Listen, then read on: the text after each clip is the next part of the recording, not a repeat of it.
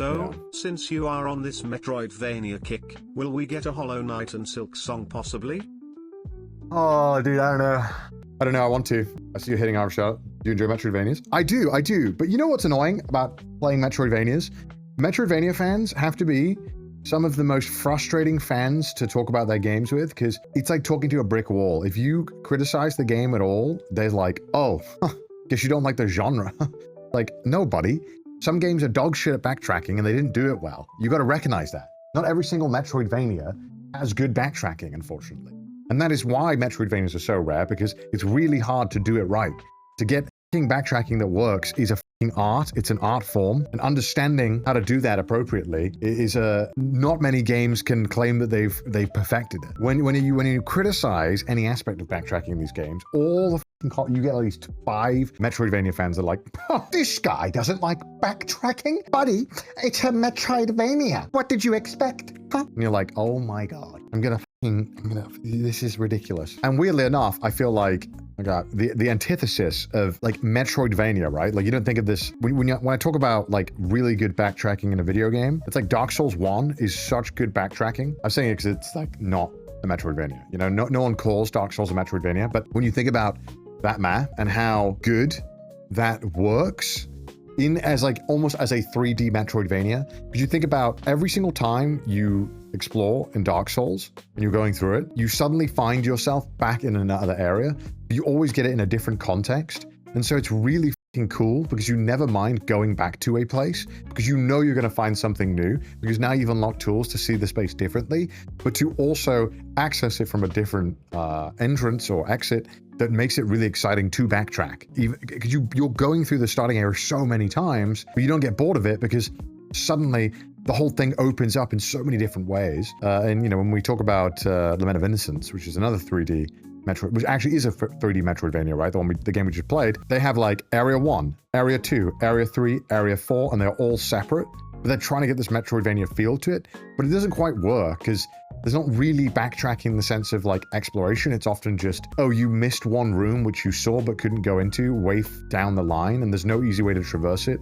And it's a separate area entirely like contained to itself. You need to recognize that not all backtracking is equal, and the moment you actually start to be able to discuss what makes backtracking good and how do you make that perspective interesting, I think you can have a good conversation about it. But anytime anyone is like, oh, you said bad thing about backtracking in a video game, you must hate Metroidvanias, it's like, okay, it is pointless having a conversation with you because my brain is incapable of being that deprived of oxygen that we could have this conversation. Dark Souls 1 map is better than Elden Ring. I mean, 100%. Like, I think it shouldn't be a competition. Elden Ring is like tons of fields with loads of cool things hidden in those areas. But Dark Souls is like a woven maze and it's so intricate. And you feel like you are in a genuine up, depraved medieval castle with all these horrible ways of getting around. And you know, if you've ever been in like an actual castle, it doesn't feel good to go around. It's all very like evil in the way that it's designed to stop attackers, and it feels hostile when you're in that space. But then also Elden Ring gets the feeling of an epic adventure on horseback, which is also just different. But it's harder. I think they're both very different types of things. But I think you know, Dark Souls 1 map I think there's a reason why everyone glazes the shit out of it, and it's because it's done something really special. So what I got from this is that Connor hates Metroidvania. Fuck you, Shawnee. You, Shawnee. No Wi-Fi in a castle, no me. That's true. I like sidetracking, but I hate backtracking. Oh, that's a great way of pointing it out. Yeah. Getting sidetracked is fun because you want to explore, and then getting and forcing to be backtracked is very annoying. You get a limit with how much you make me backtrack on purpose. And if you're going to make me do it, there's only so many times you can force me to do it without making it really, really fun until I'm like, what are we doing here? What the fuck are we doing? Are you just wasting an hour of my life? Okay, man. Thanks, man. Appreciate that. Do you consider Resident Evil 2 as backtracking? No, not necessarily. But I think that's the intelligent design of like kind of like almost a hub area, and then making everything feed back into the hub area. It's like there was a lot of backtracking in 2, but you're constantly backtracking through a new area. You're not really exploring like a crazy wide sprawling space. You're interacting with one central location that slowly opens up, and every time you go down a path, you get a key or a way to interact with the rest of the space. And you constantly are kind of finding something new. And when you do backtrack, it doesn't ask you to do it for long. Then the areas also change. Backtracking can be charming, like grinding in RPGs. Yeah, I think so. I mean, Dude, grinding is a whole another like debate about like, is grinding an outdated mechanic and in what capacity? I think grinding is really a fun litmus test for gamers and how they interact with games. Do they want it to be a fluid experience where it's next thing, or do you want hard roadblocks that force you to learn the game or force you to level up for X reason? Even right now, if I say like, we talk about grinding in chat, we'll get people who say they like it, some people who say they hate it, but I think grinding is fun when the challenge you're working towards is fun. I think when you grind and it's just to meet an X stat check to continue on, it can feel very like insulting because it's like, okay, I get it. You've just artificially inflated these numbers to artificially waste my time. Whereas like if there's more of a story reason, or it's like there's this really fucking cool side boss and he's the fucking ultimate fucking monster and he requires you to grind, you're like, okay, this feels right. Like I'm grinding as a part of like a challenge. That is part of facing this guy. I'm not even ready to face this guy yet. But if they do that every other side mission, it's like, hey, dude, what are we doing?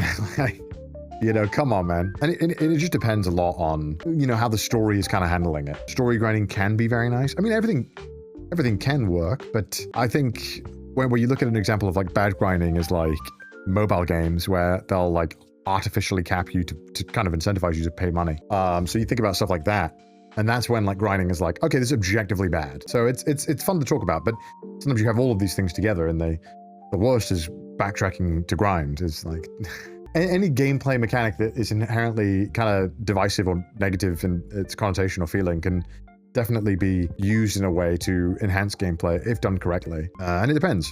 Because sometimes games will also like introduce an area that's great for grinding in a way to like kind of say like, hey, you should go over here and like grind, or you should explore. But that's why side quests and JRPGs have always kind of been a good happy medium of grinding, right? Like that's essentially what you're doing. You're grinding, getting XP, getting items, but you're getting a fun little story to kind of tie the ribbon up together.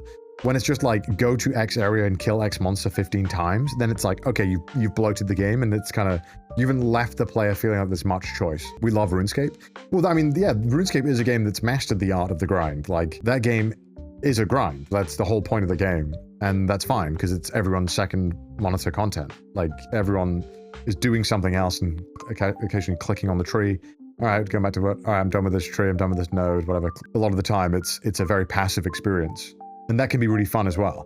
The same way that's why increment games work, right? Do you believe that games should show the amount of XP needed to get to the next level, or should it be unknown variable? I mean, it just depends on the game. That's what you want. Satisfactory is grinding made fun. Building games like Satisfactory and I assume Factorio are just puzzle games, right? It's a puzzle to make you understand, like to truly understand the systems and to think about it. If you are a talented Factorio or Satisfactory player, or you're just very capable of dealing with like condensed